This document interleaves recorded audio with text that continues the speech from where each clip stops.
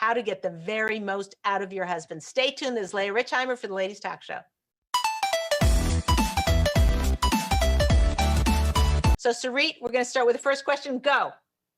Okay, so the first question is, my husband has a better relationship with our teenage children. I know it sounds silly because we're one team, but I'm jealous. I put in all the work to keep everyone happy, and he has achieved that benefit while I just have more aggravation. Wow. Say the last part again. That I just have more aggravation. No, the sentence before that. That she knows it sounds silly that she's jealous because she puts in all the work, basically. Uh-huh. Meaning if she's disciplining them and doing all the work, and he's the nice guy. So of course they love him, meaning to have a better relationship with him because he's not doing that part of it. Right. I see. Okay. And then the last part of the question was that she says that she knows that there's supposed to be one team, but she feels like she's very aggravated. She doesn't get to enjoy the benefits of all the work she puts in. Wow. This is okay. I got it. And first of all, the most important thing to understand is you are not alone. I'm just really happy that you wrote this in because it shows it in other words, for every issue that's written in, I know there's probably 100 or 1,000 people who have the exact same issue. So you're not alone in this. We all feel that at various times in our married life, maybe when the kids are babies, or maybe when they finally get to be teenagers and they go for a long walk with their father and like, excuse me, like we sort of nurtured it, set up the environment. That's what women are. We're environment creators, and we created an environment for that to flourish. And then it feels a little hard that we're sitting in the kitchen stirring something, or we're changing a diaper and the husband is sitting there giggling with the kids or doing a puzzle with the kids or whatever. I get it. The problem is sourced from understanding the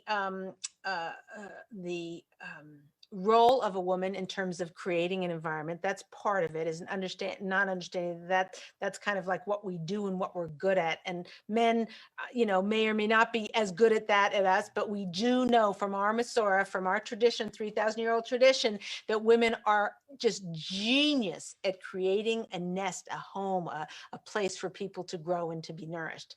So the first issue is not understanding how crucial that role is for us and how important it is.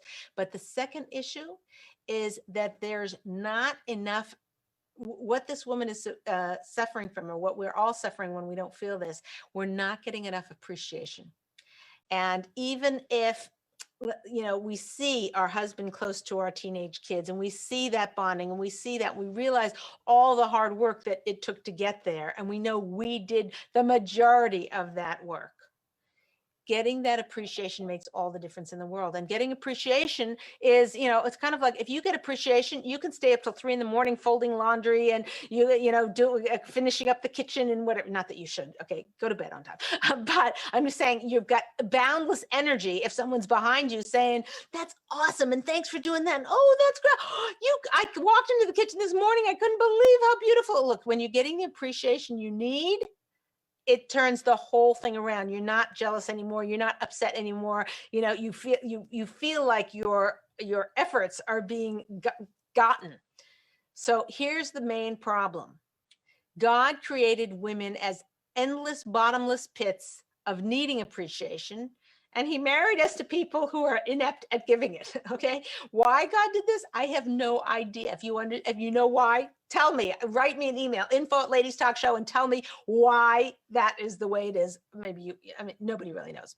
The bottom line is, what do we do about that? How do women get the appreciation we need? So I've got in Marriage Secrets, there's a whole chapter, and I make no money on this book. All of it goes for Shalom Bias, but there's a whole chapter on getting the appreciation you need. And here's the issue. When a woman takes responsibility for getting that appreciation, right? Instead of waiting for her husband, good luck with that one, ladies, okay? The husband will not just spontaneously give you the appreciation you need. You have to get it out of him. And there are many, I have in here 6 different ways to get it. It's saying, "Didn't I do a great job, dear?" Feels stupid, feels like pathetic. It works. It makes you feel, it fills that appreciation bucket that is empty. Most women have like dust bunnies around the bucket of their appreciation bucket. They don't even realize they have an appreciation bucket. Once you start to get yourself appreciated, your whole world will change. Your happiness will change. Your joy, you will come to watch your husband go off on a walk with your teenager, and you'll feel joy that you were the one who created that happening. But it's because your husband's appreciating all that you've done to create that. And that, again, if you wait for him to appreciate you, every once in a while you get this A+, oh, that was delicious dinner. It won't be enough. You need to be able to learn to say, wasn't the dinner great tonight? Oh, I went to 4 different places to get that spice. How did you like it? Wasn't that great? Wasn't that delicious? Actually, don't say how is it like that, because he might say I didn't like it, or add more salt to it. This is not about getting a critique on your culinary skills. This is about getting appreciation. So you're like, look at all I did. And there's many different tactics to how to do that. But that's the core of the issue here, that jealousy stems from not getting enough appreciation. Okay, next question, Sarit. Okay, amazing. Did you have a question on that? No, that's, okay. I love that. But okay. that actually goes into our next question, which is what to do if my husband sabotages my discipline in front of the kids. She gives an example. You can he'll say to the kids, you can still have a little dessert even though you didn't listen. Don't mind mommy. Ouch. Don't mind mommy. That are words that should never, ever be spoken. In fact, someone needs to write a book called Never Say, Don't Mind Mommy. Okay.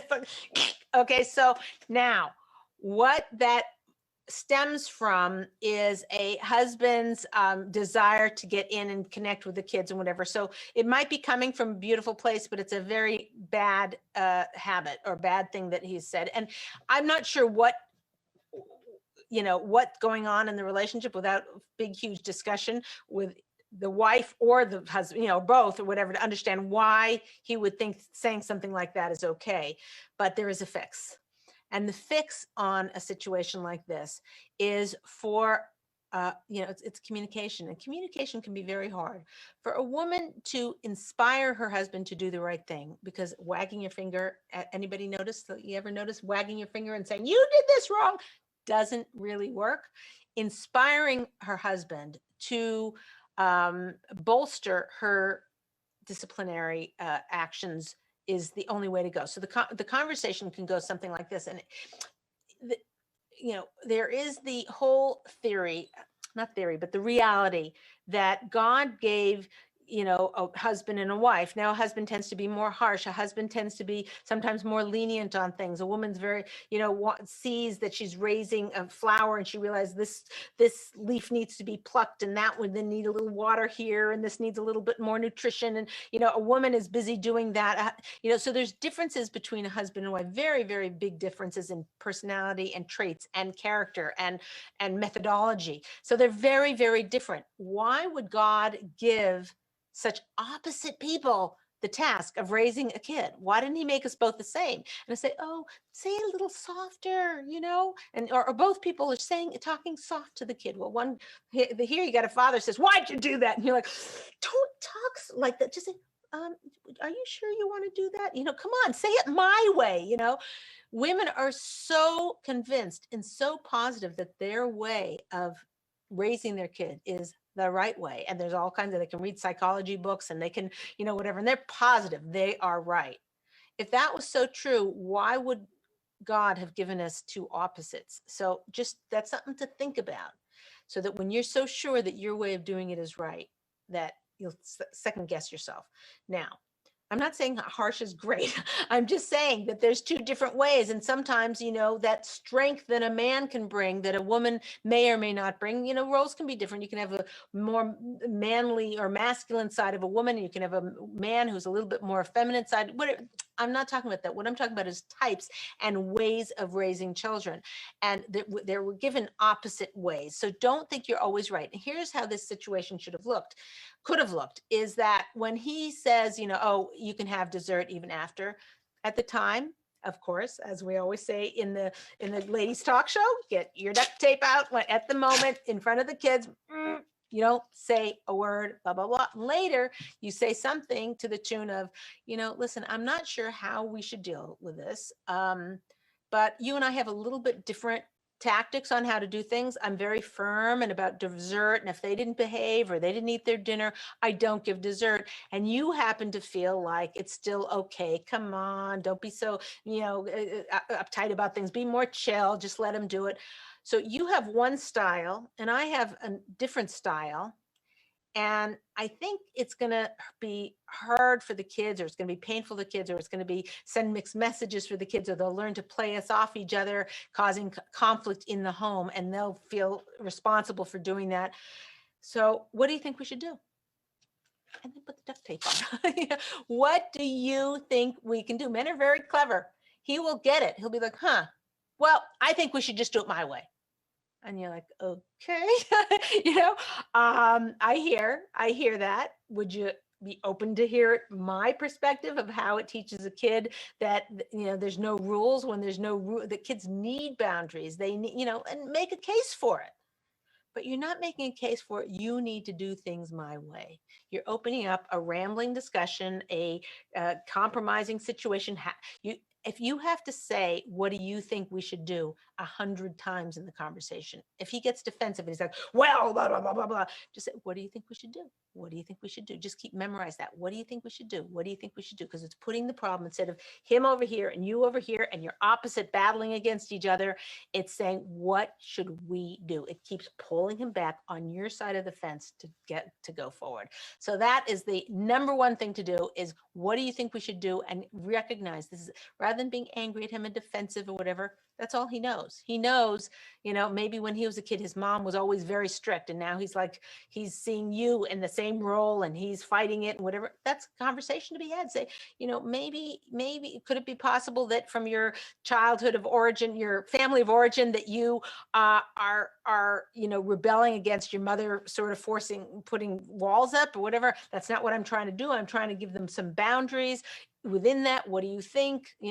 Like that. So you're having a conversation about it. Okay. Next question. Unless you had a question on that. No. So actually, I wanted to ask on that. What happens if the husband is doing it because maybe in his own childhood, it was always like he was always felt like everyone was so strict on him, and he almost just he doesn't want that to be what his children, he wants to have a little bit more of a relaxed environment, because it was something that has, I guess, post-traumatic stress from. Right. 100%. Yeah. And in that kind of situation, as soon as that's brought out to the fore and it's open for discussion, you have to be very, very sensitive about these things, because women are very sensitive about these things, but men are about 10 times more sensitive about, no. Men get very upset when they're accused of reacting rather than acting. They want to be seen as strong and like they're acting because they chose it and they thought it through, whatever. And they get very, very defensive when you're like, well, you're doing that because of blah, blah, blah, blah, blah. It's hard for a woman to hear that also, but it's much harder for a man. So in this situation, doing something like, I'm not sure, and I don't want to, step on any bounds or whatever. I wonder if it's because your mom was so strict and now you're seeing me that way. What can I do to help you so that we raise the kids the way we want to raise them, not out of reaction to how our parents raised us or didn't raise us in a way we'd want, but that we're acting instead of reacting. The bottom line is, find out what's going on with him. Be very, very gentle in how you discuss his reaction as a child or whatever. Find out what he wants. Just keep asking that question again and then. What do you think we should do? Okay, Sarit, what's the next question? Okay, my husband embarrasses me when we are in public settings. He believes he's being funny when he's asked to speak at events, but I cringe inside the entire time while trying to smile so that people present don't see how mortified I really am. How can I get him to stop speaking in public? And Leah, in this instance, he's obviously two things. One, he's talking about her, so saying things like jokes at her expense. Wow. And two, just saying jokes that are off color, but he's getting the laughs. So everyone is enjoying his speeches and they want him to speak, and they always ask him to speak at events because they love when he speaks, but she's meanwhile sitting there mortified and wanting to bury her. It's kind of like at whose expense? Correct. It's at her expense. It's the reputation of their family's expense or whatever. And meanwhile, she's got to sort of whatever. So the final question that she asked is, how do I get him to stop speaking in public? I got my duct tape. Okay, You just need it in blue, Leah. Yeah, in blue. Or Yeah, gray. Maybe a nice chevron gray would be nice. gray, yeah, or mauve, right? Okay, Yeah, so yes, fine. Is that exactly. still a color? Okay, so here's the thing: is that that's a tough one because you are getting him at one of his favorite things to do. I'm sure, self-deprecating humor or wife deprecating, whatever. I'm not sure what he's saying. It's a charge to be up in front of an audience, to be asked, first of all, feels like, hey, I'm somebody, gives you a sense of respect in the community or whatever. It's also very enjoyable to be up there and saying these jokes and then having everybody laugh hysterically. Yes, it's at somebody's expense, but it's still enjoyable. So this is going to be very hard for her because if she brings it up to him in a way, like he's going to say, you're just being way too sensitive. Oh, you just don't get it. Like there's almost no way he could hear her because the downside, which is hurting her feelings, looks so pale in comparison to the upside of prestige and feeling and self-esteem. So this has to be handled with very, very, very carefully with kid gloves. But I would start by getting him in a private moment, not in the heat of the battle, not the same night that he's spoken, like a week after or 2 weeks after, when everything's out, when it's the pleasure he got from it is far away in his mind. And sit him down at a time when there's going to be not a lot of information. We call these, these heart-to-heart conversations that aren't blaming. If you start off blaming, it's going to go bad really, really fast. So the first thing that you want to do is you want to say, listen, I want to talk to you about something that's a little hard for me.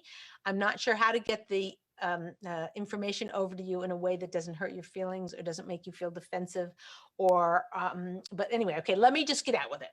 So the issue is when I think you are an amazingly funny human being, like when, that's one of the reasons that I was attracted to you when we first met. I, fell in love with your ability to be self-deprecating and laugh at yourself. And, you just have a quirky sense of humor and I love it and I enjoy it. And I don't want to squelch it in any way, shape or form. However, there is such a thing as embarrassing someone in public. And I know this is me. I know I'm hypersensitive to so many things. I really am. Maybe that's the way women are. And I, shouldn't be apologizing for, because that's the way God made me, whatever. And I've worked on trying to be less sensitive in general, with you, with the kids, with things my friends say or whatever, but I still am super hypersensitive. So here's my problem. I don't know how to solve it. Maybe you can solve this for me. When you get up to speak at these events, first of all, I feel very proud of you that they asked you. I mean, it shows that people look up to you and think highly of you and enjoy you and enjoy your, who you are and what you present. That means a lot to me. But then when when you're talking in public and you either say things that not about me, but make me feel uncomfortable about me, or self-deprecating humor at my expense or whatever it is, that hurts my feelings. And I know that's the last thing you want to do. And I feel embarrassed, and I know that's the last thing you want to do. Remember to say these things again and again. I know that's the last thing you want to do, because he's like, oh yeah, that's true. I know, but I get embarrassed. It's the last thing you want to do.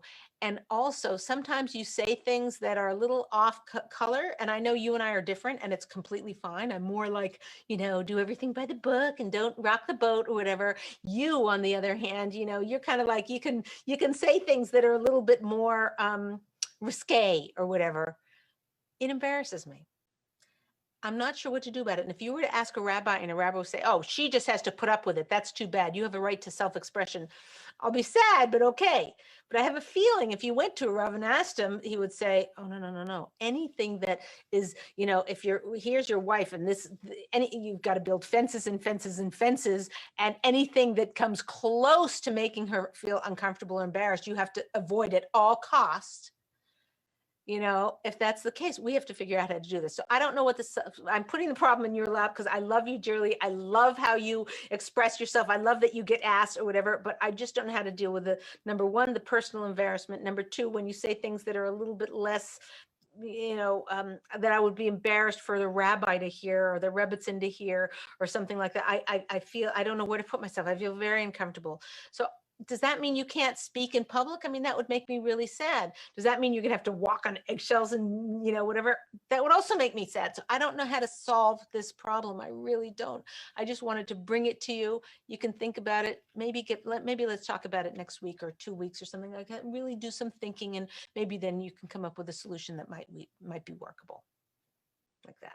Okay.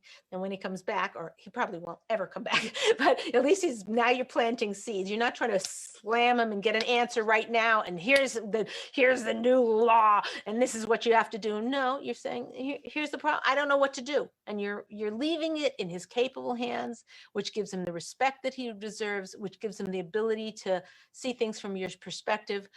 Time does beautiful things. To have a husband just sort of understand where you're coming from. If you try and force it in and you tell him and you push it, and make him answer right away and make a plan right away, he's going to be defensive and whatever. But if you just, here's the problem, you leave it in his lap and you walk away, and make sure to say, I love you very much. I'm sure we're going to work this out. That's it. Okay. Next Amazing. question. And by the way, going into this question, this one kind of ties in. She said, my husband drinks at events and then isn't a very nice person to be around. He becomes insensitive, too open and unfiltered, someone I'm not proud of. How do I bring the pride and respect back into our home? Wow. It's actually same answer. I'm not sure what to do. But same, but here, meaning here, her husband is not getting the recognition. Here, her husband is basically, in a sense, he's not being nice. And so he's not, the other husband, he's getting the laughs and he's getting people to think he's amazing. Here, the husband's really not a nice person when he's drinking. And how do you get a man to stop drinking when he's going to these things? Right. Okay, so get COVID. No, then he doesn't go to the hello. Maybe that's one of the, no, anyway. Leah, that is a great answer. COVID. The blessings of COVID. No more kiddish clubs. It's very hard. It's very hard to drink. Exactly.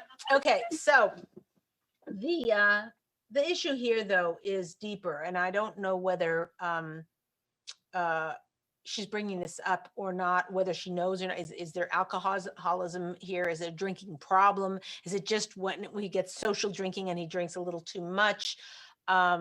If it's a substance abuse issue, then she definitely needs help. And there's books on this topic, and you can Google, article on how to deal with, these kinds of things. You can go talk to rebbitzins, rabbis, therapists. You can get, there's a lot of a big body of help that she can turn to see whether this is indeed a difficult, a substance abuse issue. But let's say, so if it is, go get help.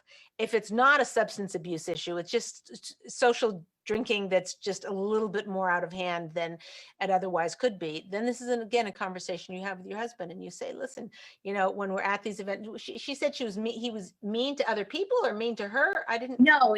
Well, he could be that he's obviously insensitive to other people also, but she definitely feels that he's insensitive to her, that he's too open and unfiltered, and someone that she's not proud of. Right. Mm-hmm.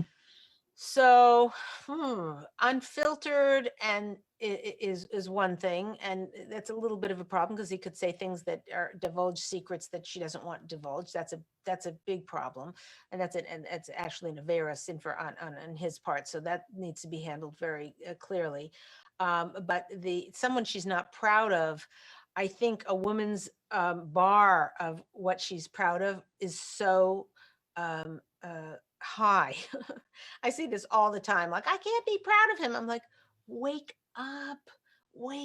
He's a magnificent man. He comes home every day. Like, hello, be appreciative for what you have. And women's expectations are through the roof. They've read one too many romance novels or seen too many things, social media. They watch what everybody else is doing. And then they take what this guy's doing great and that guy's doing great. And then they expect all of that from their husband.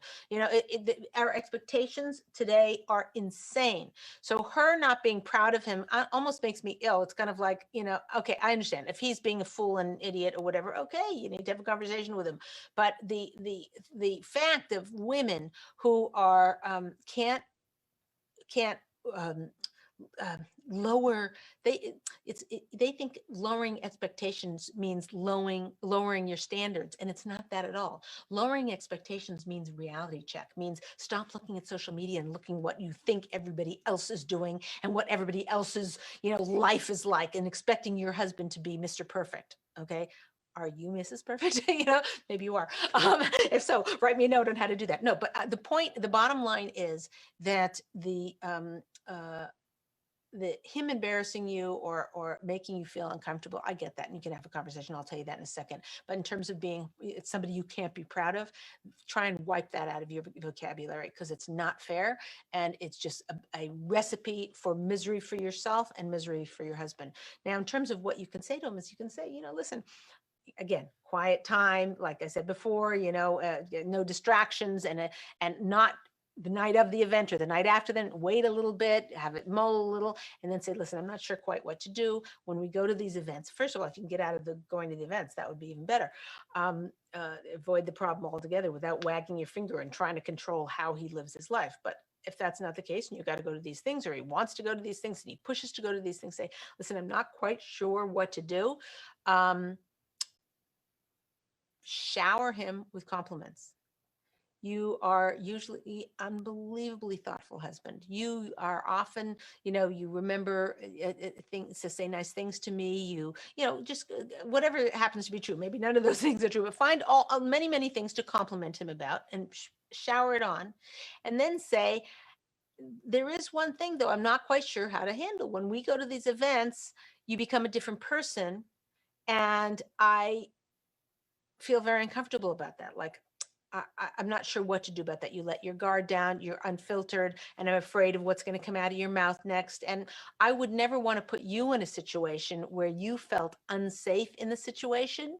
So I don't think it's fair that you're putting me in a situation where I just feel like, what's going to be next, and is it going to be bad? Is it going to, maybe he's never done anything horrible. So you say, you've never done anything that's crossed a horrible line, but it always gets so close to the line that I feel uncomfortable the entire time we're there.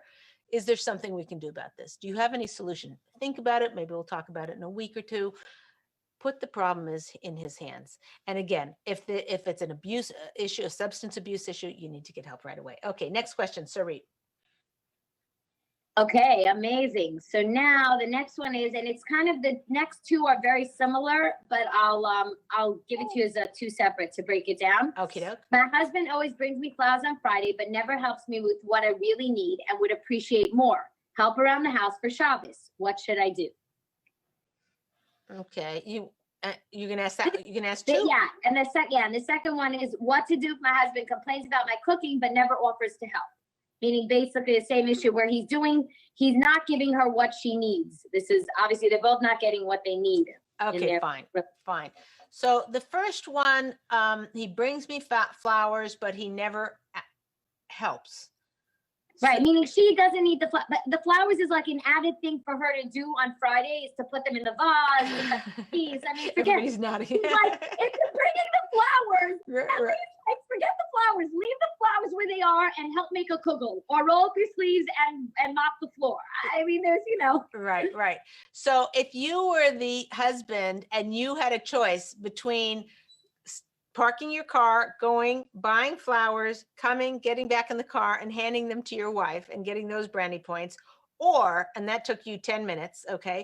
Or you had the choice of walking in the door and saying, what help can I help you with? And for an hour, you're scrubbing the floor, doing the dishes, what would you do? So he is definitely— Is that even a question, Leah? Right. He's taking the path of least resistance, which you would also do, right? So you can't be, you can't expect your husband to be, better than we ourselves would be. Now you're getting to it because it's in your face, and you're going to light candles and the food better be ready. So I totally get it. So, but that doesn't absolve your husband of his responsibilities or his chipping in, but it does take away your right to be angry at him for it. Okay. So now once the anger is gone, let's put the anger over here. Okay. We would also do the same thing if we were him. So let's stop being, pointing fingers, put the anger over here. How can we resolve this issue? And if you look at it and you're looking at the fact that what you really want is him to, to roll up his sleeves and get to work, this is again a conversation, not for Friday afternoon, not in the heat of the moment, but for you to sit down and for you to say to him, listen, I'm not sure what to do. Fridays are crazy. Now, you have to understand, there's a lot to be said about sharing of household duties. There's a lot written on it. There's a lot from our Masora, but I'm just going to tell you it like this. If you are working full time and your husband's working full time, that's one category of how you divvy up the work chores in the house. If you are full-time home and your husband is full-time work, or vice versa, that's another whole configuration of how the labor in the house needs to be divided. Okay. People get this, they're very angry at their husband. He comes home from a full day of work. She's full-time at home. And she's like, he doesn't do the diapers. He doesn't clean. He doesn't give the bath. And I've been working all day. There's a difference of what the jobs are in the house, how they're divvied up. So let's assume that this person is working 30 hours a week and her husband's 50 hours a week or whatever, say the thing is, and he's coming home and bringing her flowers and she's not, that doesn't help her. Then the conversation is, look, I work 30 hours a week and then I'm correcting papers. If you're a teacher, I'm, studying for my board, whatever the woman is doing. It's a conversation about about who's going to do what. When you come home Friday night, Friday afternoon, I'm frazzled. I've been,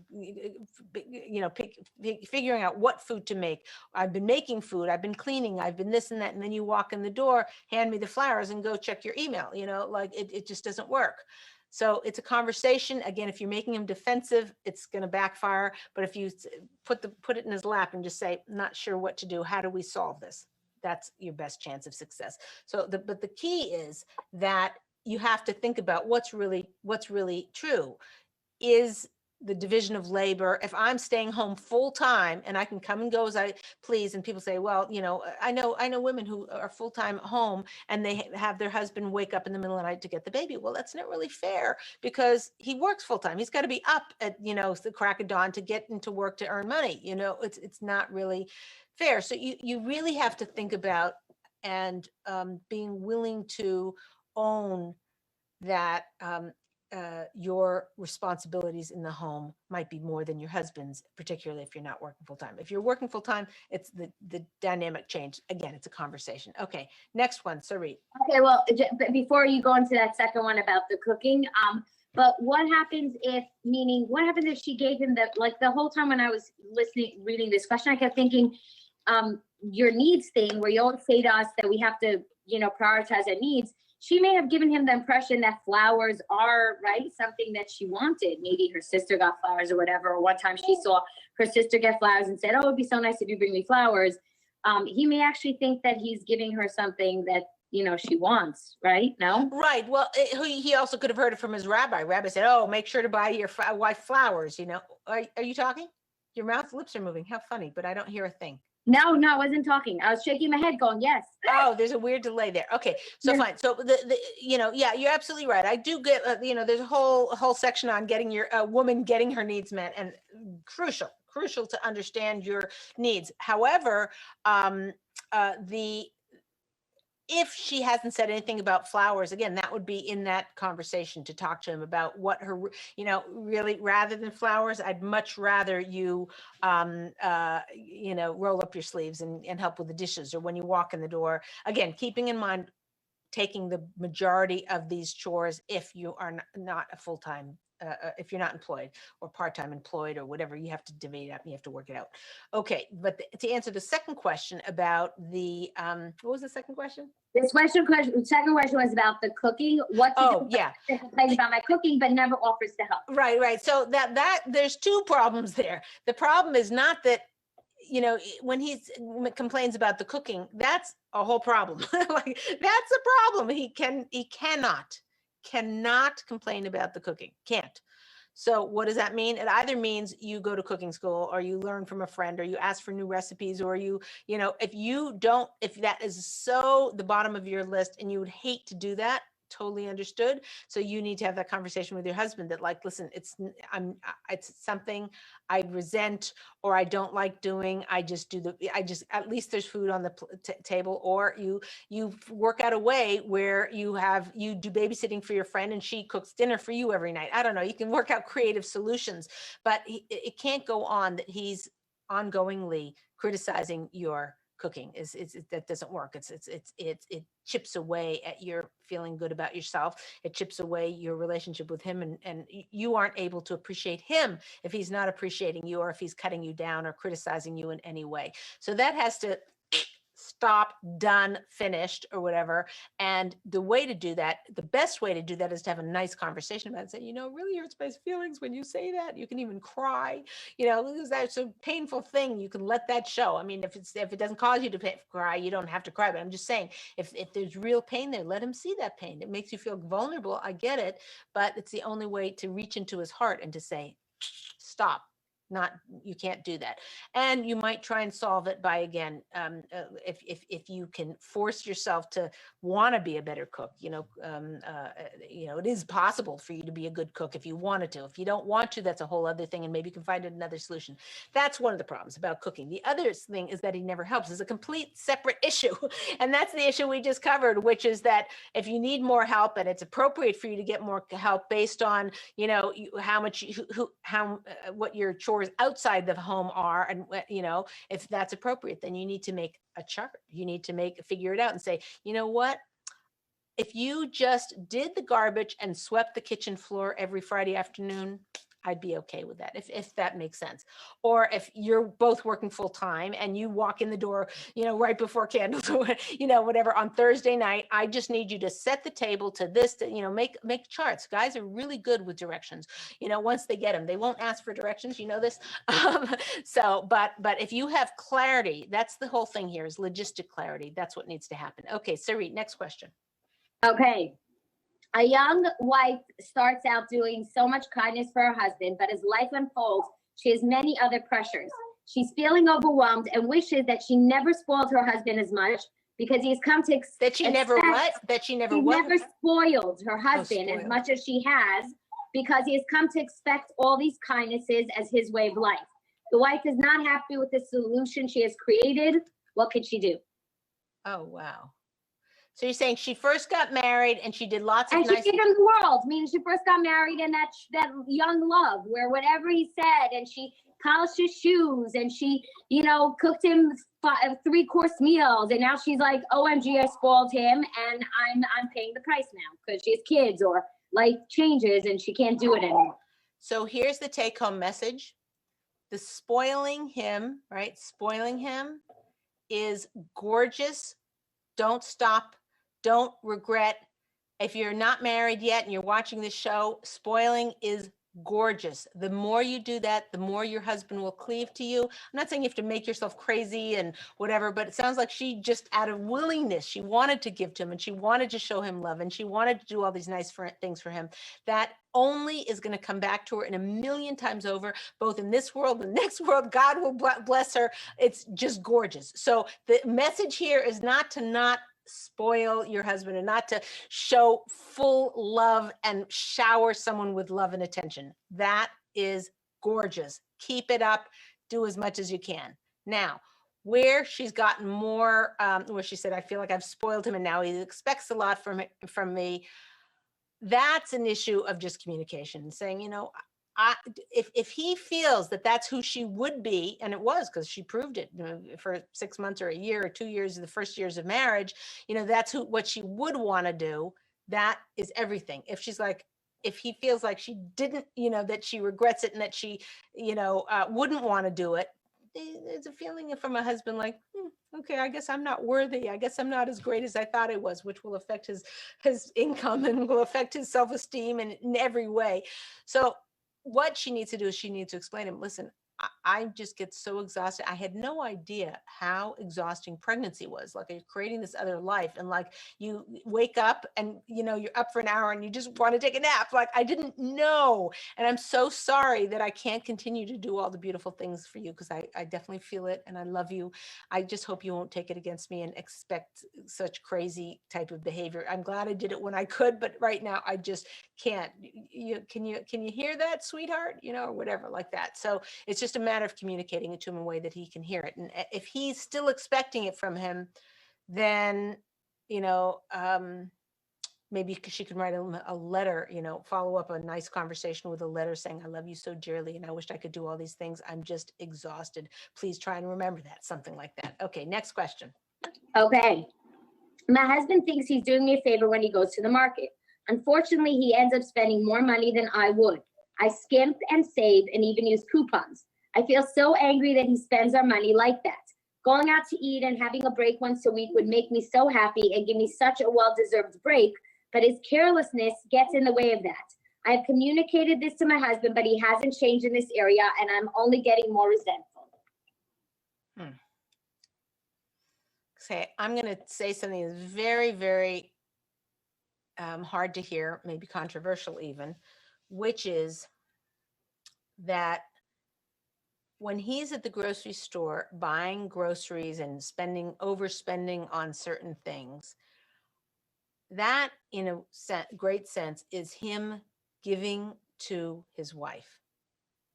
That's the husband is the giver, the wife is the receiver. This we know from the Gemara and from Rav Moshe Cordovera. All bracha comes from Shemayim through the husband and to the wife. So when he's actually in the process of shopping and giving to her. Now, she didn't say whether she asked him to go to the grocery store or he just went himself.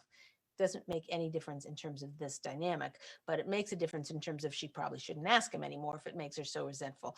But what she needs to understand, and let's say he's just going himself, but in any case, what she needs to understand is this is the process of the husband giving to her husband giving to her. And anything she does to resent it, to be upset with how he's doing it, how much money he's spending on it, the how it affects the rest of their life, anything she does like that, listen carefully, is going to decrease the amount that he gives to her and that they get. She is absolutely shutting off the blessing coming to the home. She's going like this. Nope, nope, nope. I'm not receiving from you because you don't do it the way I think it should be done, and you spend too much and you don't clip coupons. I'm not receiving it because of that. And guess what?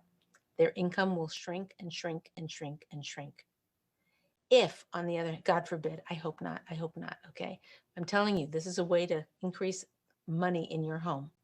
If she lets him give as much to her and thanks him so much, and oh, look at this, and you bought that, and you brought, oh, and look at this other thing you got, and oh, boy, that's an expensive one, but I'm going to appreciate it. Wow, it's beautiful, it's tasty, it's whatever. If she receives with an open heart everything he does for her, everything he buys for her, everything, even he overspends and he spends money they don't have, to a certain extent, if there's mental illness or if there's, horrible overspending, whatever, that's a whole other issue and that's a different category and they need third-party help for that type of a situation.